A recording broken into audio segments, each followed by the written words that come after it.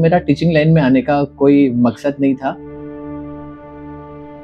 जो सब्जेक्ट आपकी वीक है, आपको अपनी लाइफ में उसी सब्जेक्ट में आगे बढ़ना है। ये इतना डेवलप नहीं हुआ है इंडिया में, लेकिन जैसे-जैसे डेवलप हो रहा है, उसके कुछ फ़ायदे देखने को मिल रहे हैं। सारे इंस्टीट्यूट में ऐसे टीचर नहीं होंगे जिन्हें हर चीज़ का जवाब मिलेगा।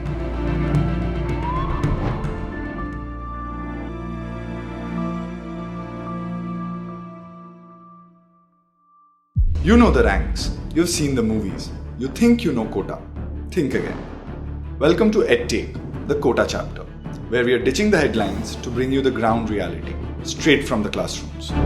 प्रेशर क्या है, टीचर्स क्या सोच रहे हैं और AI इस लेगेसी सिस्टम को कैसे शेकअप कर रहा है, इन सब सवालों के साथ It's time to listen to the real voices of the student capital of India, Kota.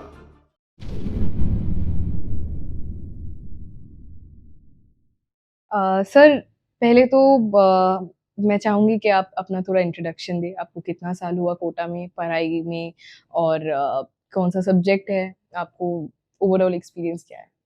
वैसे मेरा नाम दीपक वैष्णव है ना? और मैं फिज़िक्स सब्जेक्ट पढ़ाता हूँ और मुझे कोटा में पढ़ाते हुए 5 साल हो चुके हैं मैम, है ना? और मैं करीब 2000 स्टूडेंट्स को पढ़ा चुका हूँ और हमारे कोटा में यहाँ एक कोचिंग चलती है, एबी निशुल्क कोचिंग, जिसमें भी मैं पढ़ा रहा हूँ अभी।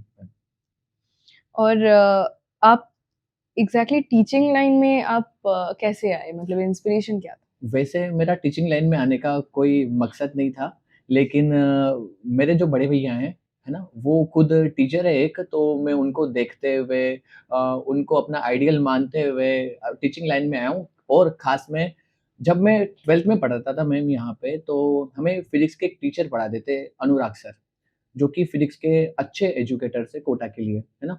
तो उन्होंने एक बात बोली थी कि जो सब्जेक्ट आपकी वीक है, आपको अपनी लाइफ में उसी सब्जेक्ट में आगे बढ़ना है, क्योंकि वही तो आपको सीखना है ना, बाकी तो आपको आता है। तो मैं मैथ्स में स्ट्रॉन्ग था बट मैं फिज़िक्स में वीक था। तो उनकी ये बात मेरे माइंड में स्टक कर गई और तब से मैं फिज़िक्स पढ़ा रहा हूँ मैं। बढ़िया है।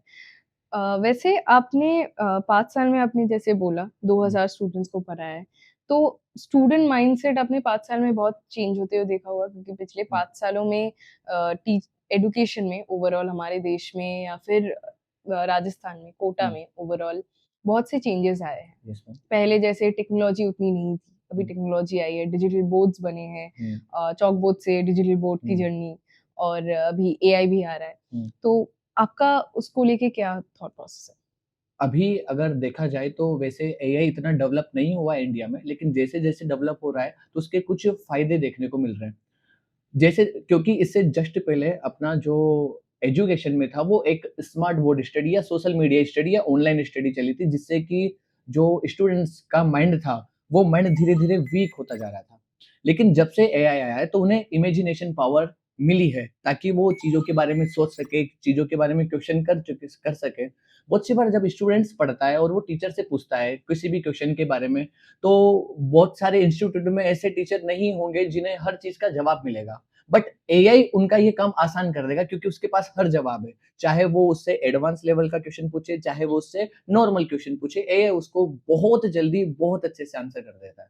तो ये फ़ायदा एआई से है और ये चीज़ स्मार्ट बोर्ड से नहीं थी जो एआई से है। सर जैसे आपने बोला कि आप फिज़िक्स में वीक थे और आपके टीचर ने बोला कि वीक सब्जेक्ट पे ही एक्सेल करना है, तो आप उसी पाथ को चूज़ करके फिज़िक्स के टीचर बने हैं। तो मतलब ये जर्नी आपने कवर कैसे की? कौन से एग्ज़ैक्टली मतलब हर्डल्स क्या थे? कैसे आपने उसको अचीव किया? क्योंकि ऐसे बहुत से बच्चे हमको लगता है कि है, मैं खुद भी मैथ्स में बहुत वीक थी, अभी भी हूँ और मतलब अ, अभी भी कोशिश जारी है, फिर भी कैलकुलेटर है फ़ोन में तो थोड़ा भरोसा रहता है। वैसे मैं ना स्टार्टिंग मैंने 9-10 से पढ़ाना स्टार्ट किया था, अपनी कोचिंग निशुल्क क्लासेस में, है ना? और जब मैं वहाँ पर गया स्टार्टिंग में तो आपको बहुत ज़्यादा हेजिटेशन होता है, जब भी आप पढ़ाते हो या फिर बच्चों को समझाते हो।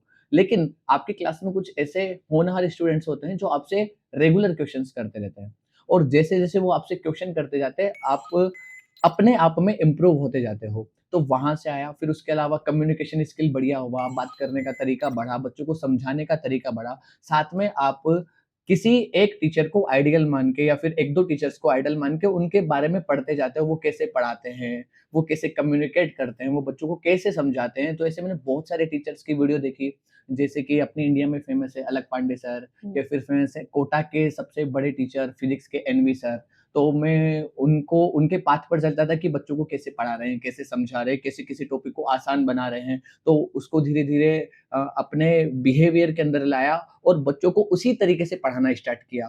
फिर अपने आप ही खुद के तरीके अपने आप डेवलप होते गए, ताकि वो सब्जेक्ट मेरे लिए आसान होता गया। फिर प्रैक्टिकली सब्जेक्ट को उतारना स्टार्ट किया, तो धीरे-धीरे वो सब्जेक्ट आसान होता गया।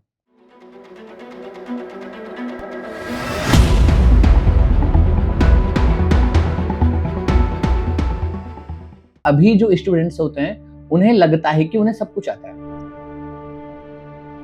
अगर आप किसी टीचर से नहीं पूछ पा रहे, तो आप अपने दोस्त से तो पूछ ही सकते हैं ना, जो पढ़ रहा है।